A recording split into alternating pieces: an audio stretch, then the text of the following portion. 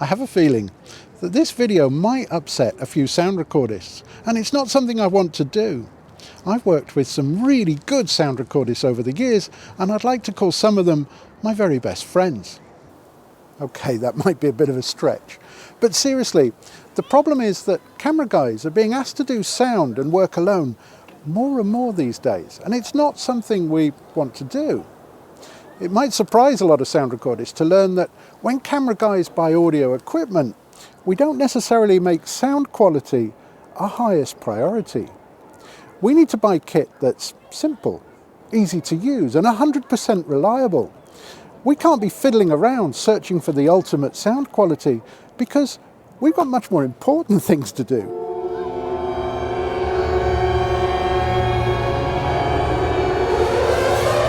Ta-da! And the piece of sound equipment that probably causes the most frustration is the radio microphone. When they decide to kick off and cause problems, it can be a nightmare. So when a few years ago Rode launched the RodeLink Filmmaker Kit using the 2.4 GHz Wi-Fi frequencies, I was excited. I rushed out and bought a couple. They work really well. Some of my sound recordist friends initially turned their noses up at these. But when you arrive at events to find dozens of crews all using radio mics, or you need to work abroad with different frequencies and licensing, suddenly these look like a great idea. So when Rode launched the tiny wireless Go, obviously I wanted one. It was a game changer. But now some other manufacturers are giving us some difficult choices. As well as the Rode Wireless Go, I'm looking at the Synco G1 and the Hollyland LARK 150. Now, full disclosure here, I bought a Rode Go a little while ago, but Synco and Hollyland both offered to send me their units for review. Neither of them are paying for this video, nobody gets to see what I say before you do, and I'm free to say whatever I like. The one I end up using will be the one that works best for me. The standard Rode Wireless Go kit comes with a tiny transmitter, receiver, a couple of fluffy wind gags, 3.5mm output cable, 2 USB-C charging cables, and a useful soft pouch for carrying the important bits. You don't get a lav mic included, so you'll need to buy these separately. If you need 2 separate mic channels for interview type setups, then you'll basically have to buy a complete second kit. You'll also need a dual cold shoe mount and a 3.5mm splitter cable. The Synco G1 A1, which is what I've got here, comes with a very similar size transmitter, receiver. It includes 2 fluffy wind gags, 2 lav mics, a neat dual USB charging cable, a 3.5mm output cable, and even a cable for connecting to a phone. All of this is in a tidy moulded carry case. Synco also sell the G1A2, which gives you 2 transmitters and 1 receiver for when you need 2 radio channels. Finally, the Hollyland LARK 150 kit comes in a solid charging case and a soft cable back. It's a 2-channel kit with 2 transmitters, 1 receiver, 2 lav mics, 2 fluffy wind gags, an output cable, and 1 USB-C charging cable. So to summarise, the basic Rode Go costs £160, and if you want a basic lavalier mic, that'll be £59 extra. And if you need 2 complete wireless channels, it'll end up costing a grand total of £465 with all the adapters. The Synco G1 A1 kit, as tested here, is currently just £99, and the A2 version 2-channel kit is £169. That's great value. The Hollyland LARK only comes as a 2-channel kit with lav mics, and the whole thing costs £350. So there's quite a wide range there, but do you get what you pay for? The Rode Go, it's a very neat design, and it weighs just 31 grams. It's a bit of a fingerprint magnet, but they also sell this in white now as well. The transmitter simply has a couple of LEDs, an internal condenser capsule, 3.5mm socket for a lav mic, USB-C for charging, and a power button. If you want to use this on the outside, like I did at the beginning of the video, the fluffy wind gag just clips on top of the mic. It feels a bit fiddly to get on and off, but to be fair, mine hasn't fallen off yet.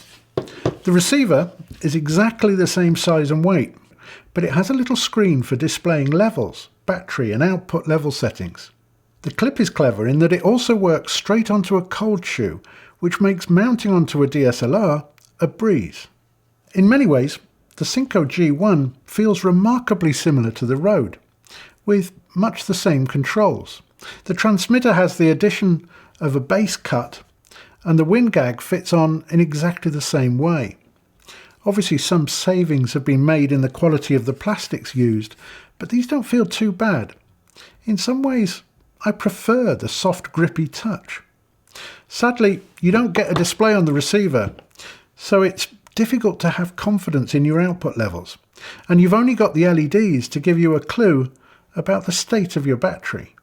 As soon as you open the Hollyland LARK 150 charging case, it's clear they've approached these wireless mics from a completely different angle. The charging case has its own lithium battery and enough power to completely charge both transmitters and the receiver twice. There are magnets and connectors in the base, so just dropping either of these transmitters or the receiver into the box keeps them fully charged. And lifting anything out starts the pairing process, so they're ready to go immediately. These transmitters, they're truly tiny, and they found an ingenious way to fix the fluffy wind gag onto the top using the 3.5mm socket as a mounting hole.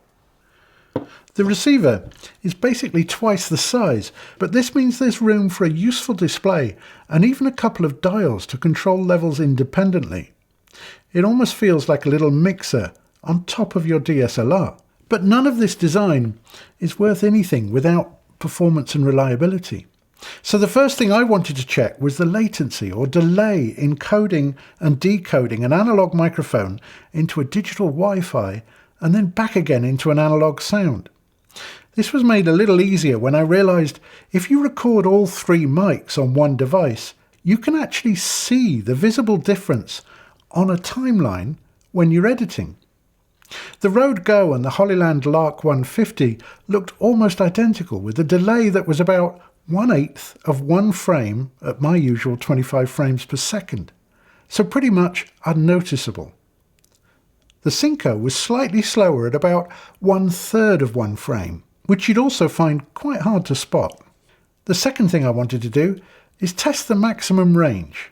So as a range test, I've got all three mics running simultaneously to three separate channels, and I'm just going to walk away and see in what order they die. It's not really a fair test because they shouldn't be running all together right next to each other. They might interfere because they're all on the same 2.4 gigs.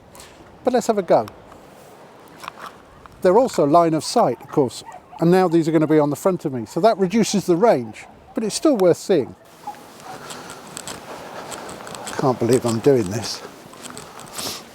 I've trained for years to be a DOP, and now I'm just walking away from the camera testing audio equipment.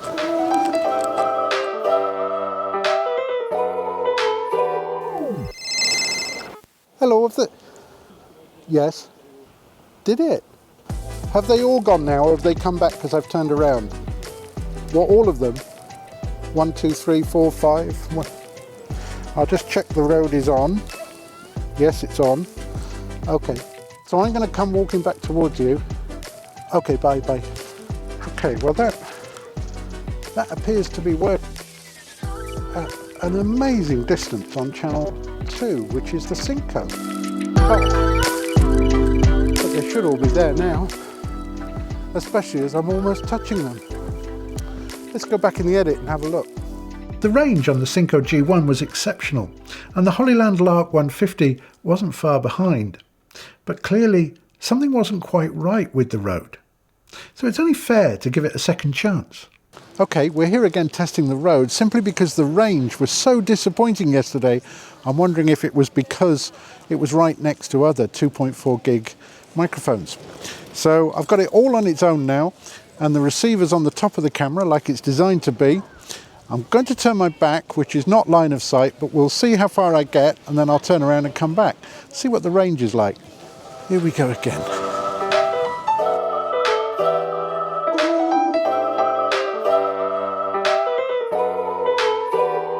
2, 3, 4.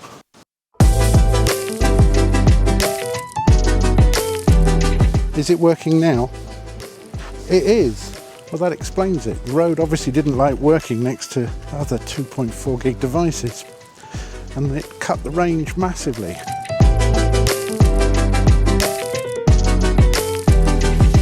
So, who would have thought it? Today the range is perfectly okay, so I wonder if it's something to do with the order in which you turn them on. Obviously these work better when you only use one at a time. That's much better and totally usable, but it's still not quite as good as the Synco G1 or the LARK 150. I wondered if there was some sort of pairing issue, even though I was careful in the order in which I turned everything on. And it was at this point that I decided I'll only be testing one mic at a time from now on. And the most important test? Sound quality. This is what the Rode Wireless Go sounds like using the internal microphone. And this is what the Synco G1 sounds like using the internal microphone. And this is what the Hollyland LARK 150 sounds like using the internal microphone. So clearly, I could have positioned those a little better. And maybe you need to use a wind gag as a pop shield. But to my ears, the Rode sounded the clearest and the most well-defined. The LARK 150 wasn't far behind, with less popping, but it was slightly too bassy for me. The Synco had a lot of background noise, almost as if the gain was too high. So I rechecked all the levels before I tried again. And this is what the Rode Wireless Go sounds like with the Rode Lav mic. And this is what the Synco G1 sounds like with the Synco Lav mic that comes with the kit. And this is what the Hollyland LARK 150 sounds like using the supplied lav mic. Okay, obviously something very wrong with the LARK 150 lav mic there. So now it's Hollyland's go at another chance with the second lav mic supplied in the kit. This is a second test with the Hollyland LARK 150 and the second lav mic that comes with the kit. I suspect the first lav mic might have had a problem. Much better. Still maybe slightly behind the Rode for quality, but it's now very close. So at this point, I started to wonder, are we testing the lav mics rather than the quality of the wireless transmitters? What I needed to do is run the test again, but this time use the same benchmark microphone on all the units. And this is what the Rode Wireless Go sounds like using my own COS11 microphone. This is the Synco G1 using my own COS11 microphone. This is the Hollyland LARK 150 using my own COS11 microphone. It's now getting much more difficult. Firstly, you probably heard the background noise on the Synco again. It's been there all the way through, and I even went back to listen to the internal mic. I tried repairing the units and I double-checked I'd got all the levels set as recommended by Synco on their website. This is a second test with the Synco G1 because I could hear a bit of background noise earlier. So I've repaired the receiver, checked the gain levels, checked the recording levels, listening again with the supplied lav mic. I can't hide it. The Synco G1 wireless kit clearly has a problem. There's a high-pitched whine that's very difficult to get rid of if you're in a quiet environment. And as you've probably noticed, it has a tendency to cut out at apparently random intervals. And it's not the first time this has happened. I've been testing all three of these units on my previous videos over the last 2 months. And this has annoyed me before. Because these are the important things. These are the things that give you your look. You'll always need them. They never go out of date. They'll last you a lifetime. What a total load of... So sadly, I can't recommend the Synco G1 for critical work. Maybe I've just got a bad one. Thing is, it could be great value if you just need a wireless solution into a webcam or a DSLR. Which gets me thinking, maybe it's unfair to compare a low-priced product like the Synco G1 in a professional environment. But what turns any product from a consumer item into a professional tool? It can't just be price. Is it build quality, reliability, or just the fact that professionals use it? When the original Rode Link was launched, some professionals didn't want to know, and now many of them use it. Anyway, by way of a final test, this is the Rode Wireless Go using the Rode Lav mic. and I think it sounds really good. And this is the Hollyland LARK 150, but also using a Rode lav mic. Bear with me, there's reason for my madness. You see, both of these tiny wireless transmitters sound great, and it's very difficult to tell them apart. I do like the design of the Rode Wireless Go, and it certainly was a game changer, but I wish they made a 2-channel version with 2 transmitters and 1 receiver. The Hollyland LARK 150 with its neat charging case is a very clever design. Unfortunately, the quality of the supplied lav mics lets the whole thing down for me. Ignoring the fact that one of the mics was probably faulty, I didn't think the second one sounded that great either. So which wireless system would I choose? Rode or Hollyland? Well, once I'd worked out that I needed to buy decent lav mics for either kit, then I'd definitely buy the Hollyland LARK 150. But here's the twist, because I would then buy 2 Rode lav mics to go with it, and the whole package would probably be about the same price as a dual Rode setup. Just leave the Hollyland lav mics as hot spares or in the bin. It's strange, but in an odd way, it might have made more sense to me if Hollyland hadn't have included the lav mics at all. But what would a professional sound recordist do? Thanks for watching. I have a feeling that this video might upset a few sound recordists. I really don't want to.